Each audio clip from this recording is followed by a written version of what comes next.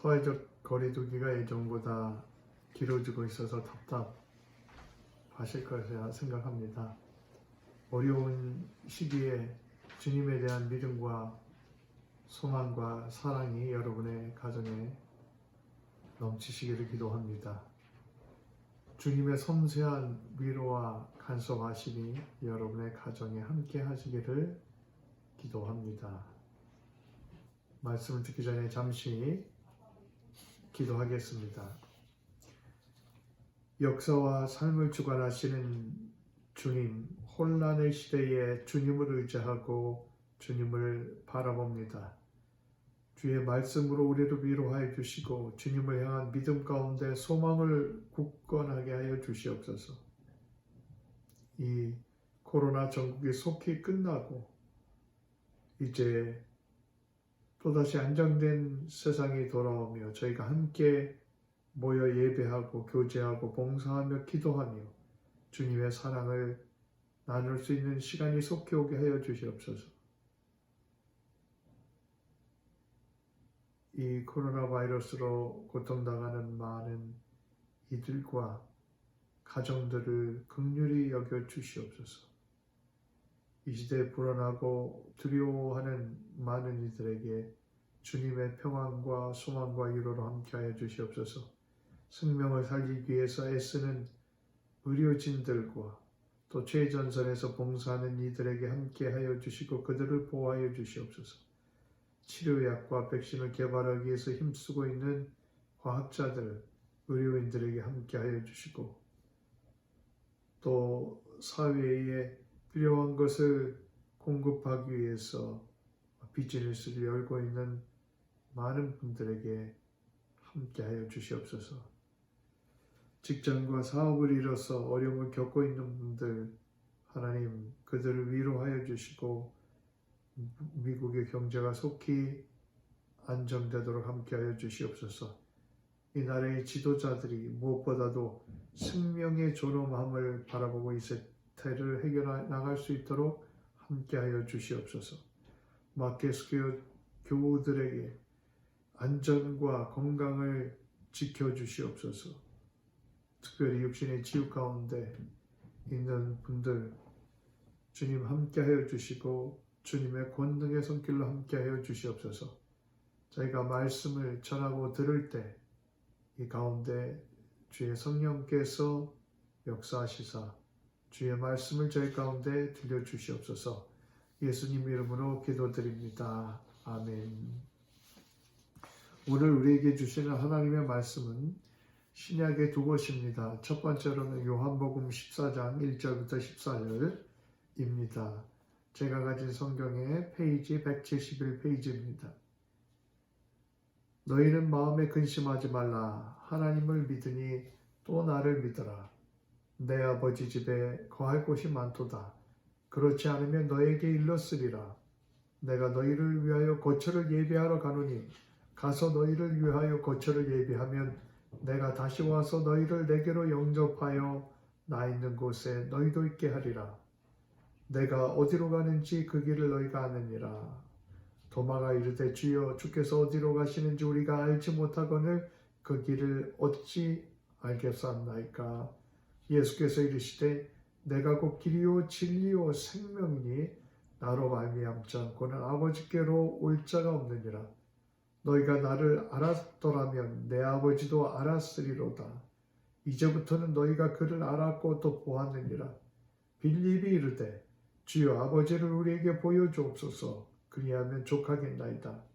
예수께서 이르시되 빌립아 내가 이렇게 오래 너희와 함께 있을 때 내가 나를 알지 못하느냐. 나를 본 자는 아버지를 보았거늘 어찌하여 나를 아버지를 보이라 하느냐. 내가 아버지 안에 거하고 아버지는 내 안에 계신 것을 내가 믿지 아니하느냐. 내가 너에게 이르는 말은 스스로 하는 것이 아니라 아버지께서 내 안에 계셔서 그의 일을 하시는 것이라. 내가 아버지 안에 거하고 아버지께서 내 안에 계심을 믿으라. 그렇지 못하겠거든 행하는 그 일로 말미암아 나를 믿어라. 내가 진실로 진실로 너에게 이르노니 나를 믿는 자는 내가 하는 일을 그도 할 것이요 또한 그보다 큰 일도 하리니 이는 내가 아버지께로 감이라. 너희가 내 이름으로 무엇을 구하든지 내가 행하리니 이는 아버지로 하여금 아들로 말미암아 영광을 받으시게 하려 함이라. 내 이름으로 무엇을 구하든지 내게 구하면 내가 행하리라. 다음은 오늘의 메인 텍스트인 사도행전 7장 55절부터 60절까지의 말씀입니다. 제가 가진 성경 페이지 199페이지입니다. 스데반이 성령 충만하여 하늘을 우러러 주목하여 하나님의 영광과 및 예수께서 하나님 우편에 서신 것을 보고 말하되 보라 하늘이 열리고 인자가 하나님 우편에 서신 것을 보노라 한데 그들이 큰 소리를 지르며 귀를 막고 일제히 그에게 달려들어 성 밖으로 내치고 돌로 칠세 증인들이 옷을 벗어 사울이라 하는 청년의 발 앞에 두니라. 그들이 돌로 스데반을 치니 스데반이 부르짖어 이르되 주 예수여 내 영혼을 받으시옵소서 하고 무릎을 꿇고 크게 불러 이르되 주여 이 죄를 그들에게 돌리지 마옵소서 이 말을 하고 자니라. 이는 살아계신 하나님의 말씀입니다.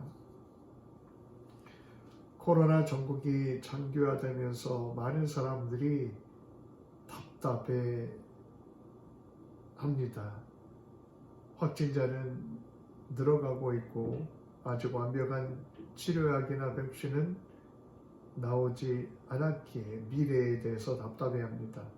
마음대로 나갈 수도 없고 조심조심해 살아가는 이 상황이 답답하기 그지 없습니다. 실제적으로 이런 코로나 블루라고 하는 그 우울감 또는 불안감 또는 분노감을 호소하는 이들이 많아지고 있다고 합니다. 스트레스 정도에 따라 두통이나 소화불량, 신체적 고통도 호소하기도 합니다. 이런 시대를 살아가는 우리에게 오늘 본문의 스데반 집사의 삶은 우리에게 중요한 레슨을 가르쳐주고 있습니다. 스데반 집사는 정말 죽느냐 사느냐 그 핍박과 위기 가운데 살아갔습니다. 그리고 실제로 유대 최고의 종교 정치 권력의 집합체인 공회 앞에 잡혀가서 신문을 당하고 순교를 했습니다. 죽음의 핍박 가운데서도 스데반은 마지막까지 용기 있게 살았고 최선을 다해서 자기의 사명을 감당하며 살았습니다. 어떻게 그렇게까지 마지막까지 용기와 소망 가운데 살 수 있었을까 하는 것입니다. 그것은 오늘 설교 제목처럼 스데반이 하늘을 우러러 주목하여 보는 그런 믿음을 가진 사람이었기 때문에 그렇습니다. 스데반은 최초의 7 집사 중에 한 사람으로서 사도들을 대신해서 구제하는 일 뿐만이 아니라 거기다 더해서 헬라파 유대인들에게 복음을 증거하는 일을 했습니다. 스데반이 이 유대인들과 논쟁을 하는데 유대인들이 스데반을 말로 당하지는 못합니다. 지식으로 당하지 못합니다. 그러다 보니까 사람들을 매수해서 거짓 고소를 하고 없는 죄를 만들어서 조작을 합니다. 하나님과 성령과 율법을 못 어겼다는 그런 죄로 사형으로 몰고 가기 시작합니다. 스데반은 모함을 받고 공의 앞에 끌려가 긴 변증을 합니다. 그리고 정죄를 받고 돌에 맞아 죽게 되는 최초의 순교자가 되었습니다. 사도행전 6장에 보면 스데반이 유대인 공회 앞에 끌려가실 때 스데반의 모습이 천사와 같았더라 이렇게 증언하고 있습니다. 오늘 보면 사도행전 7장에도 보면 공회 앞에서 긴 변증을 한 후에 돌에 맞아서 순교합니다. 55절에 보면 스데반이 성령이 충만하여 하늘을 우러러 주목하여 하나님의 영광과 및 예수께서 하나님 우편에 서신 것을 보고 말하되 보라 하늘이 열리고 인자가 하나님 우편에 서신 것을 보노라 한대. 스데반 집사는 마지막 순간에도 하늘을 우러러 주목하여 보는 그런 믿음의 눈이 있었던 것입니다. 돌을 들고 자기를 죽이려는 그 악한 무리를 본 것이 아니라 하늘을 주목하여 바라보았습니다. 영의 눈이 열려서 하나님의 영광을 보고 예수님께서 하나님 우편에서 서신 것을 보았습니다. 자신을 죽이려는 수많은 무리 앞에서 하늘이 열리고 인자가 하나님 우편에 서신 것을 보노라 이렇게 말했습니다. 그리고 돌에 맞아 죽어가는 순간에도 주여 내 영혼을 받아주시옵소서 무릎 꿇고 기도하면서 주여 이 죄를 그들에게 돌리지 말아 주시옵소서 이렇게 말하고 순교했다고 사도행전은 증언하고 있습니다. 반면에 요한복음 14장에 보면 제자들은 근심에 사로잡혀 있습니다. 예수님께서 어디로 가신다고 하는데 어디로 가시는지 몰랐기 때문입니다. 그리고 죽음 이후에 어떻게 되는가에 대한 확신이 없었기 때문입니다. 그런 제자들을 향해 주님은 근심하지 말라. 근심하지 말라. 그렇게 위로의 말씀을 해주십니다. 오늘날도 코로나 전국시대에 우리를 위로하시는 주님의 음성이 우리의 가슴 속에 깊이 들려질 수 있기를 바랍니다. 걱정 말고 영원한 세계의 길인 예수님을 신뢰하고 의지하라고 말씀하셨습니다. 반면에 스데반은 하나님이 살아계심을 그 핍박과 죽음의 어려움 가운데서도 분명히 믿고 영원한 하나님의 나라를 바라보고 살아가며 사명을 감당했습니다. 죽는 마지막 순간에는 그의 영의 눈이 실제로 열려서 실제로 하나님의 영원한 나라를 바라보았고 예수 그리스도를 바라보았습니다. 우리도 어떻게 스데반과 같은 이런 깊은 영성, 깊은 믿음을 가지고 살아갈 수 있겠습니까? 스데반의 믿음을 증거하는 중요한 표현을 사도행전 6장에서 볼 수 있습니다. 형제들아 너희들 가운데서 성령과 지혜가 충만하여 칭찬받는 사람 7을 택하라. 우리가 이 일을 그들에게 맡기고 우리는 오로지 기도하는 일과 말씀 사역에 힘쓰리라 하니 사도행전 6장 3절 4절의 말씀입니다. 바로 스데반이 성령 충만한 사람이었습니다. 초대교회가 7 집사를 처음 세우게 된 계기는 교회 내에서 과부를 구제하는 일로 갈등이 생겼기 때문입니다. 본의 아닌 실수로 헬라파 유대인 과부들이 매일의 구제에서 빠지게 되는 그러한 일이 있었습니다. 이런 문제로 본의 아니게 감정적 골이 생기려 할 때 사도들은 기도를 합니다. 그러면서 기도하면서 더 중요한 문제가 무엇인가를 깨닫게 됩니다. 사도들이 구제의 시간을 빼앗기다 보니 정작 그들이 해야 될 본질적인 사명, 즉 기도하고 말씀을 연구하고 말씀을 전하는 일에 소홀히 할 수밖에 없는 것을 깨닫게 된 것입니다. 사도들은 신자들의 공동의회를 소집해서 이 깨달음을 말합니다. 그래서 2가지 문제를 동시에 해결하는 방안으로서 집사를 세우자고 제안합니다. 그래서 7 집사를 세웠는데 그 세우는 기준이 무엇입니까? 바로 성령과 지혜가 충만한 사람이라는 것입니다. 사도행전 전체에 있어서 가장 중요한 단어를 뽑으라면 성령 Holy Spirit이라고 할 수 있습니다. 사도행전은 성령께서 어떻게 하나님 나라를 확장시키기 위해서 역사하시는가를 보여줍니다. 그리고 하나님께서 어떻게 성령 충만한 사람들을 사용하시는가를 보여줍니다. 처음에 마가의 다락방에 모인 120명에게 임한 성령의 역사를 보여줍니다. 그리고 성령 충만해서 복음을 담대하게 외쳤고 성전 미문의 안전뱅이를 일으키는 베드로와 요한을 보여줍니다. 다음으로는 평신도 집사 스데반을 성령에 사로잡힌 사람의 대표적인 모형으로 보여줍니다. 성령 충만하다. 우리가 이런 표현을 많이 쓰고 듣습니다. 성령 충만하다는 게 무슨 뜻입니까? 성령 충만하다는 말은 하나님의 영에 늘 인도함을 받는다고 말할 수 있습니다.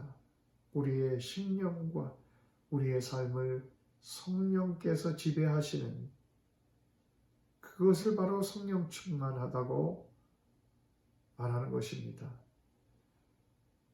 부활하신 주님은 두려워 숨어 있는 제자들 가운데 찾아오셔서 너희들에게 평강이 있을지어다 샬롬하고 말씀하셨습니다. 그들에게 당신의 상처 입은 손과 옆구리를 보여주시고 그리고 제자들을 향해서 숨을 내쉬며 성령을 받으라 말씀하셨습니다. 이 시대를 살아가는 우리들에게도 주님께서 성령을 받으라 말씀하시는 줄로 믿습니다. 세상이 혼돈 가운데 있는 것 같지만 세밀하게 역사하시는 성령의 임재를 체험하라 말씀하신 줄로 믿습니다. 우리에게도 하나님의 영으로 채워주시기를 기도합니다. 우리가 스데반처럼 성령에 충만한 사람이 되기 위해서는 무엇을 해야 하겠습니까? 사도행전 2장의 베드로의 설교 가운데 그 답을 찾아볼 수 있습니다. 사도행전 2장 38절에 보면 베드로가 이르되 너희가 회개하여 각각 예수 그리스도의 이름으로 세례를 받고 죄사함을 받으라. 그리하면 성령을 선물로 받으리라. 외쳤습니다.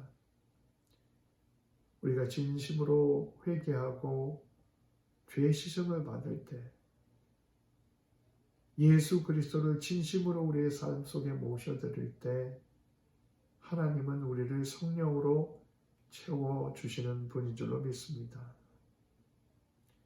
스데반은 성령이 충만하니 자연적으로 은혜도 충만했습니다. 사도행전 6장 8절에 보면 스데반이 은혜와 권능이 충만하여 큰 기사와 표적을 민간에 행하니 라고 말씀합니다. 은혜란 주님으로부터 값없이 주어지는 것을 말합니다. 권능이라고 말하는 것은 받은 은혜가 눈에 볼 수 있게 나타나는 것, 즉 기사와 표적으로 나타났다는 것입니다. 은혜와 권능이 충만하다고 했는데 이것은 이례적인 것이 아니라 하나님께서 교통하시고 간섭하심이 스데반의 삶 속에 계속되었고 분명하게 나타났다는 것입니다. 우리의 삶 속에도 성령이 충만하고 하나님의 은혜와 권능이 충만한 삶이 되시기를 축원드립니다. 두 번째로 스데반의 믿음은 사명에 철저하게 헌신하는 믿음이었습니다. 우리는 누구나 하나님으로부터 부름받은 사명이 있습니다. 우리 인생 속에 하나님은 최선을 다해 그 사명에 충성하도록 우리에게 사명을 맡기셨습니다. 교회를 통해 하나님의 사명을 우리에게 맡기셨습니다. 사도행전 6장, 7장, 2장에 걸쳐 스데반의 삶을 사도행전이 기록하고 있는데요. 그 이유는 무엇입니까? 그 이유는 사도 행전에 있는 땅끝까지 이르러 내 증인되리라 하는 그 주님의 선교 명령을 스데반이 이 선교 명령을 감당하는 데 있어서 너무도 중요한 역할을 했기 때문인 것입니다. 스데반은 죽기를 각오하고 이 사명을 마지막까지 감당했습니다. 스데반은 본래 구제 활동을 위해서 세워진 집사님인데요.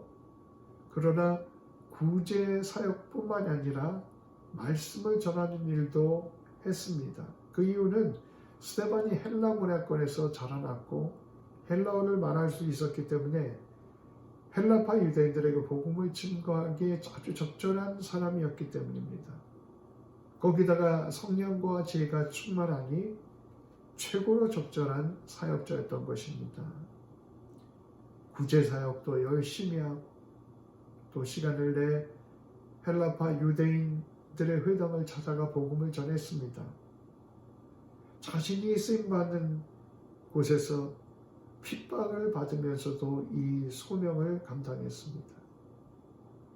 하나님의 나라를 위해 헌신적으로 끝까지 사명 감당했습니다. 스데반은 복음을 증거하다 이 해외로부터 온 헬라파 유대인들에게 공격을 받기 시작합니다. 사도행전 6장에 보면 이 헬라파 유대인들은 예수님을 믿지 않는 사람들입니다. 자기가 살던 지역에서 유대 땅으로 돌아온 사람들입니다. 스데반은 이들에게 복음을 전하다가 핍박을 받지만 포기하지 않았습니다. 모함을 받고 공의에 잡혀가서도 뒤로 물러가지 않았습니다. 마지막 순교의 순간까지도 끝까지 부르심에 순종하고 충성하는 삶을 살았던 것입니다. 이런 믿음이 하나님 앞에 귀한 믿음인 줄로 믿습니다. 우리가 생의 마지막까지 놓지 말아야 할 것은 사명입니다. 내게 주신 사명이 무엇이든 그것을 끝까지 감당하며 사는 삶을 살아갈 때 스데반처럼 마지막 때에 영의 눈이 떠서 하늘나라를 바라보는 믿음의 경지에 이르게 될 줄로 믿습니다. 세 번째로 스데반 집사는 말씀에 사로잡힌 사람이었습니다. 사도행전 6장 10절에 보면 스데반이 지혜와 성령으로 말을 했다고 합니다. 그랬기 위해 그의 대적자들이 스데반을 이길 수가 없었습니다. 스데반 집사의 지혜는 세상이 말하는 그런 지혜가 아닙니다. 이 지혜는 말씀의 지혜를 말하는 것입니다. 사도행전 7장의 공회에서 행한 스데반의 변증을 보면 두 가지 특징이 있습니다. 첫 번째로 스데반은 하나님께서 이스라엘의 역사를 통해서 어떻게 함께 하셨는지 그것을 바라보는 신앙적인 역사의식이 있었습니다. 둘째, 스데반은 이스라엘의 역사 속에서 형성된 이스라엘의 신앙이 자신의 시대에 어떤 의미를 가지고 있는지를 꿰뚫어 보는 시대적인 통찰력이 있었습니다.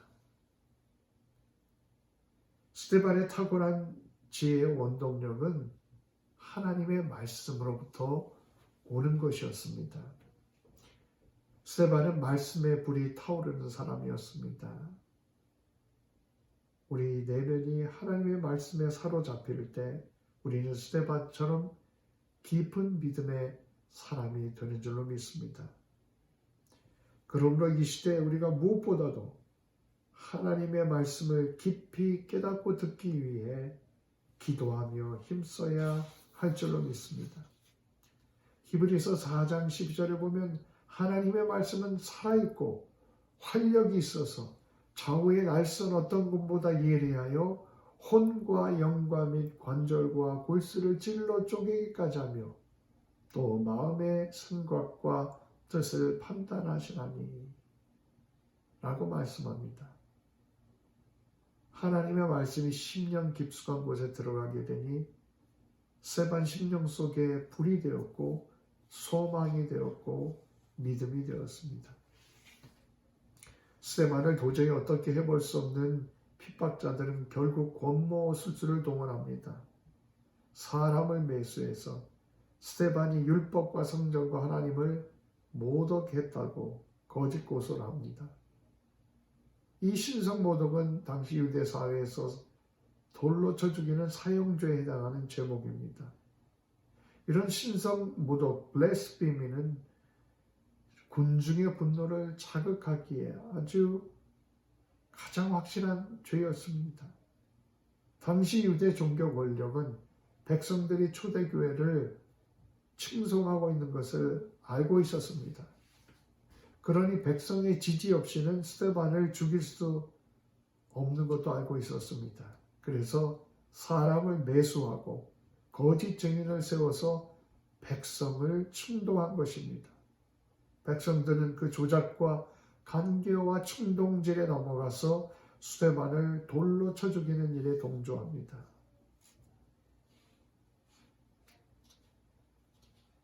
사도행전 마지막 죽는 순간에 대해서 이렇게 증거합니다.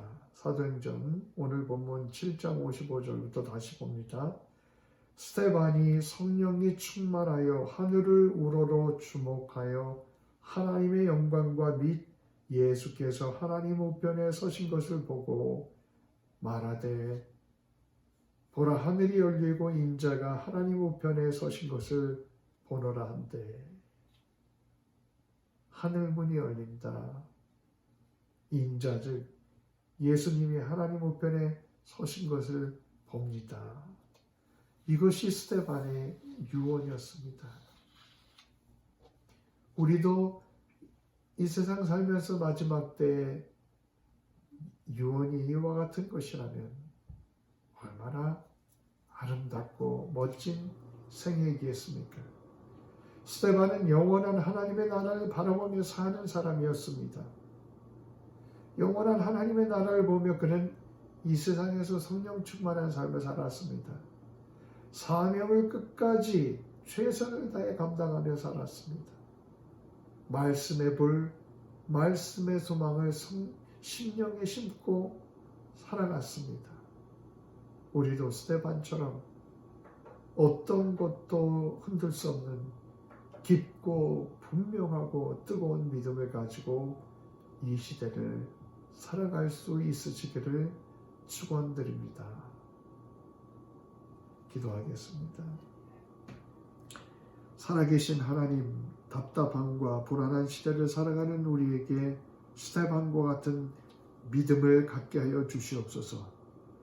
세상이 혼란하고 온통 무력한 것 같지만 주님께서 세상의 역사와 개인의 삶을 주관하고 계신 것을 분명히 바라보게 하여 주시옵소서. 하나님 우편에 계신 예수 그리스도를 바라보는 영에는 믿음의 눈을 열어주시옵소서. 근심 대신 두려움 대신 성령의 평안으로 채우시고 사명의 의미를 깨닫고 실천하게 하시며 우리 속에 지혜의 말씀, 소망과 평안의 말씀으로 충만케 하여 주시옵소서. 예수 그리스도 이름으로 기도드립니다. 아멘. 지금은 주 예수 그리스도의 은혜와 하나님의 무한하신 사랑과 성령의 교통하심이 스데반과 같은 믿음의 사람이 되기를 원하는 마켓스교회 장로교회 모든 분들과 가정과 자녀들기에 지금부터 영원토록 함께 계시기를 축원드립니다. 아멘.